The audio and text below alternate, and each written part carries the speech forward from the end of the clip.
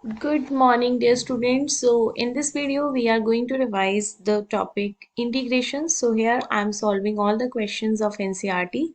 Let us start with the exercise 7.1. Question number 1. We are to find the antiderivative of sine 2x. So antiderivative means you are to take just integral of this.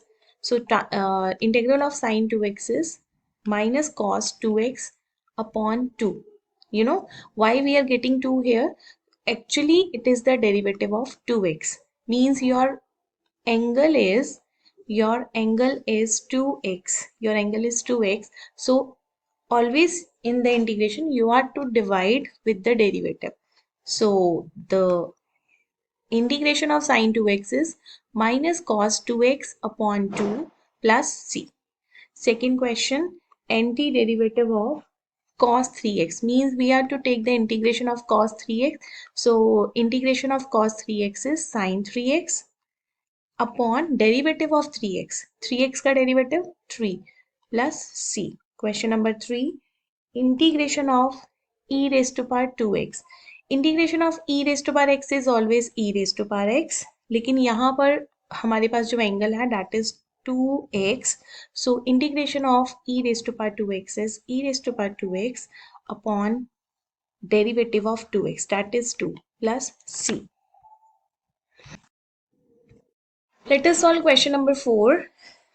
Integration of ax plus b raised to power 2. अब देखो, this is just a polynomial. So whenever you are to take the integration of polynomial, you are to do nothing. Only we are to extend the power. Right? We are to exceed the power by 1. Means the power will be 2 plus 1. अगर यहाँ पर 2 power है, it will be 2 plus 1 upon 2 plus 1. But लेकिन हमारे पास एक single x नहीं है, so we will divide it with the derivative of ax plus b. Right? So your answer is ax plus b raised to power 3 upon 3 into ax का derivative a and b का derivative 0 because it is a constant. So your answer is ax plus b raised to power 3 upon 3a plus c. Now the next question is, like, if you have two different functions and we are to take its integral, तो हम functions को separate कर सकते हैं. Integration of sin 2x dx minus integration of 4e raised to power 3x dx. ठीक है, तो sin 2x की इंटीग्रेशन हमने पहले भी की थी, minus cos 2x upon 2 and 4 is the constant integration of 3x. So your answer is minus 1 upon 2 cos 2x minus 4 e raised to power 3x upon 3 plus c. So you can rewrite this by writing 4 upon 3 e raised to power 3x plus c. That's your answer. Let's do the next sum. Students, question number 6. Again 4 e raised to power 3x. We will separate these two functions, because whenever you have plus or you have minus, you can separate the integration. 4 is a constant, it will come outside the integral, and integration of 1 is x. 1 की integration x है plus c तो आएगा ही. 4 into e raise to power 3x upon 3x का derivative 3. So your answer is 4 upon 3 e raise to power 3x plus x plus c. Question number 7.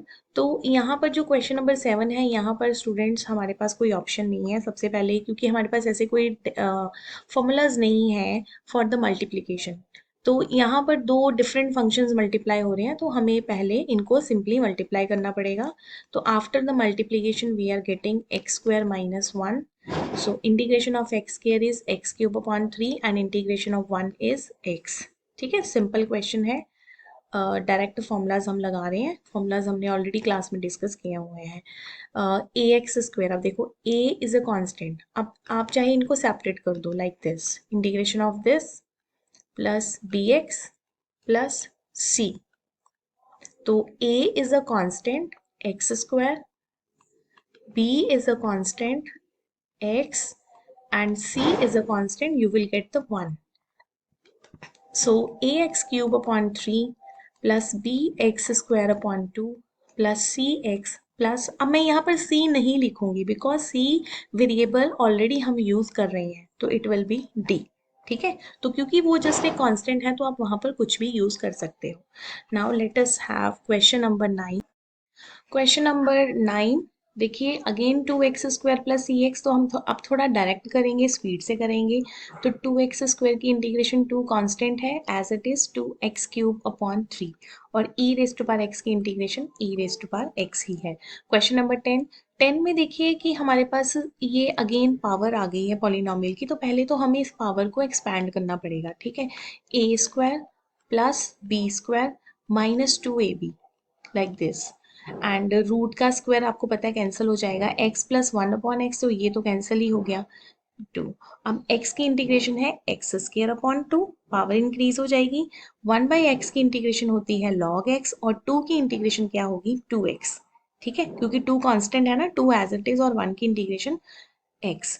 अब यहाँ पर question rule होता ही नहीं है इंटीग्रेशन में, तो पहले तो आपको ईच पॉलिनोमियल को डिवाइड करना पड़ेगा इस तरह से, ठीक है। जब आप डिवाइड करेंगे तो मे बी कुछ टर्म्स आपकी कैंसिल हो जाए, जैसे यहाँ पर हो रही हैं, लेकिन ये जो 4/x² डिवाइड नहीं हो रहा, तो इसकी पावर को ऊपर ले जाओ।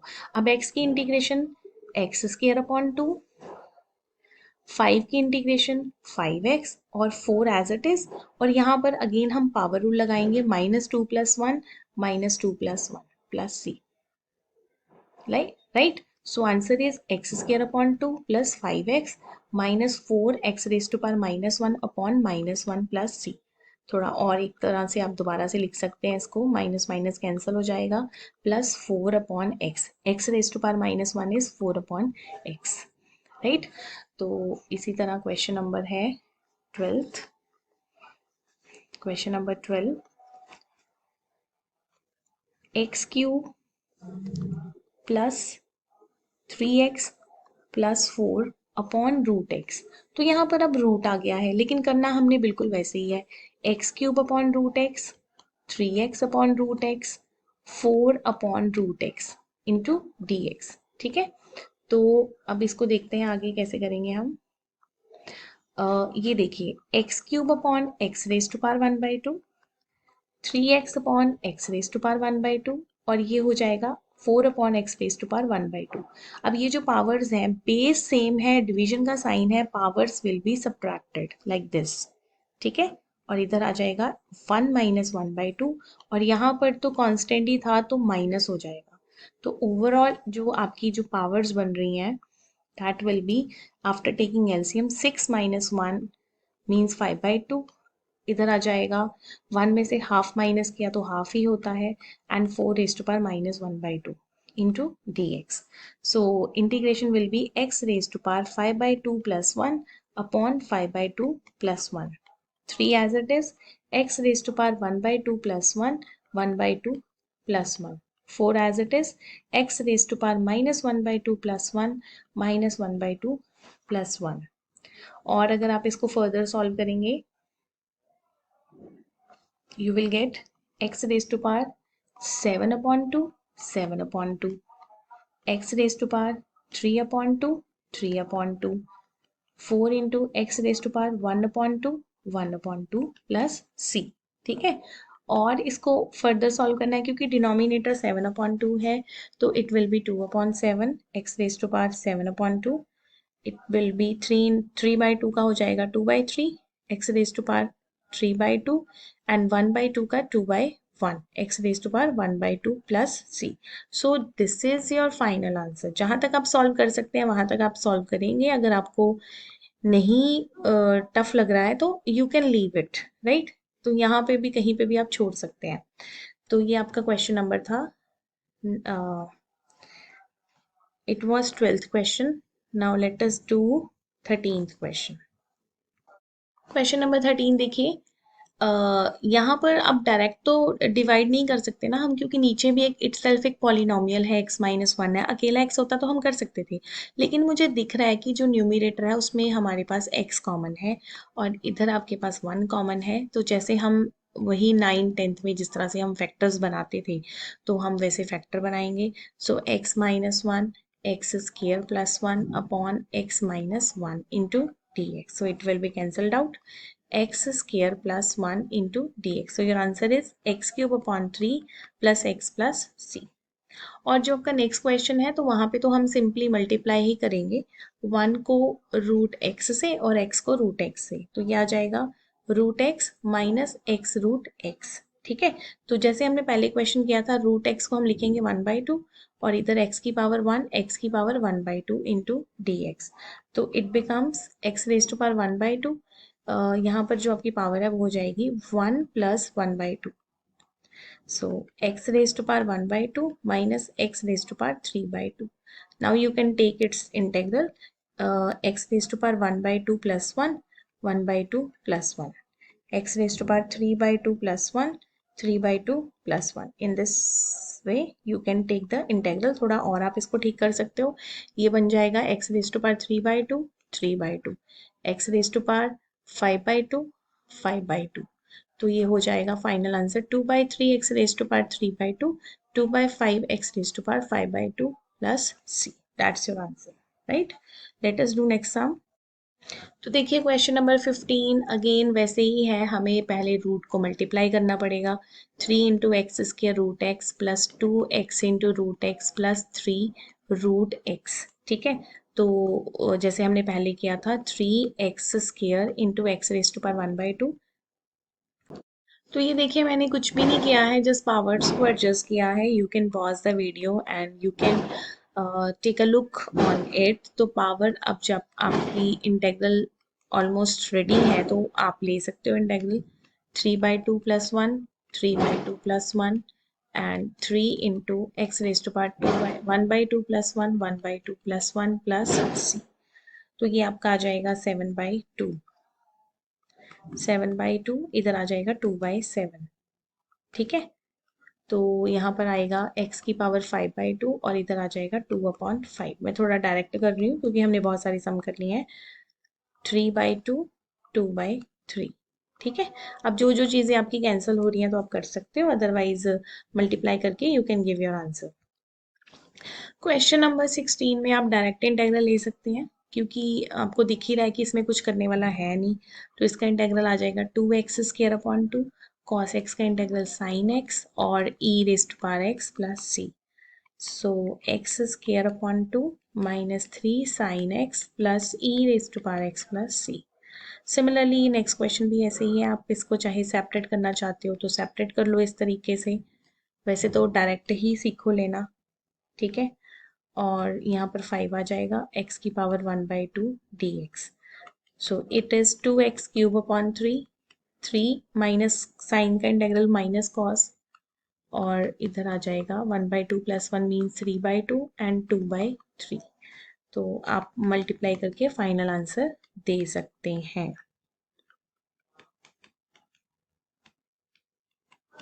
That's your answer.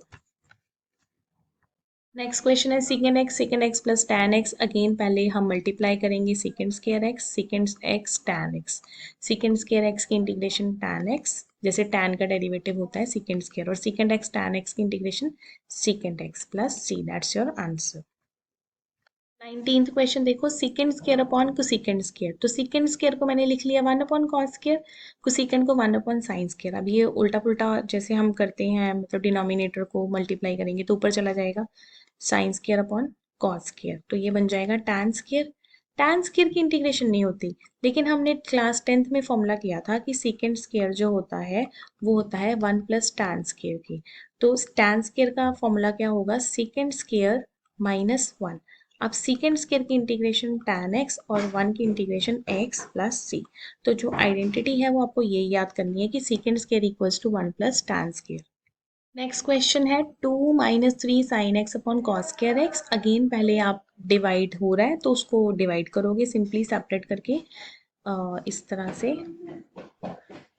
ये देखिए 2 upon cos square minus 3 sine upon cos square. 2 upon cos square को हम क्या लिख सकते हैं, 2 सेकेंड स्क्वायर एक्स, और ये जो 3 है इसको बाहर ले आओ और इसको 2 बार लिख लो, sine x upon cos x into 1 upon cos x. ठीक है, अब ये तो आपका सॉल्व हो गया कि सेकेंड स्क्वायर की इंटीग्रेशन होती है tan x, और इधर 3 और ये हो जाएगा tan x सेकेंड x।